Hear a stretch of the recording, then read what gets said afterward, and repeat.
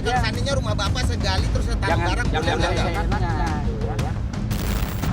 Proses peninjauan lahan tempat dikuburnya beras bansos sempat diwarnai dengan adu pendapat antara kuasa hukum JNE dengan pemilik lahan.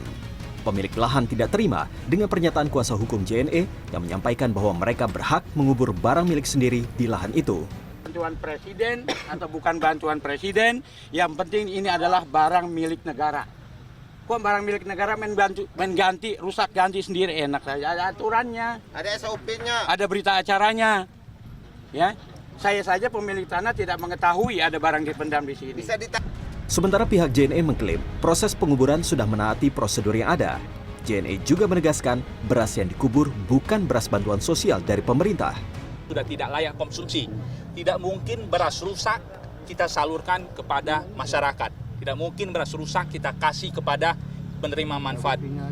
Forwarder kami, transporter, bertanggung jawab. Kita ganti semua beras yang rusak. Makanya sampai hari ini tidak ada yang komplain. Peninjauan lokasi dilakukan oleh pihak kepolisian bersama dengan Kemensos, kuasa hukum JNE, dan pemilik lahan pada Rabu pagi.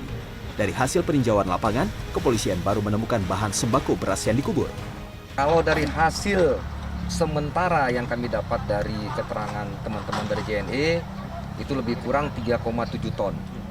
Ya, 3,4 ya, 3,4 ton. Ya. Nanti akan meminta ahli ya supaya tidak ada permasalahan yang timbul di depan hari, apakah itu hanya beras ataukah ada yang lain, saya juga tidak bisa menjawab sekarang. Beberapa temuan baru ditemukan pihak kepolisian dari penyelidikan sementara, termasuk jumlah beras yang dikubur. Untuk pengembangan, polisi akan memanggil beberapa saksi dan ahli. Sejauh ini kepolisian baru bisa menyimpulkan ada 3,4 ton beras yang dikubur di lahan ini. Penyelidikan berkaitan dengan apakah benar beras ini merupakan beras bantuan sosial atau bukan masih terus dilakukan bersamaan dengan tuntutan dari pemilik lahan yang merasa lahannya digunakan tanpa seizin pemilik.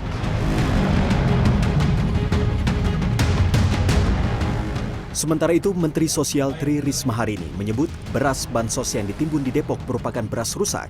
Meski demikian, Kementerian Sosial telah bekerja sama dengan Bareskrim Polri untuk mengungkap hal ini.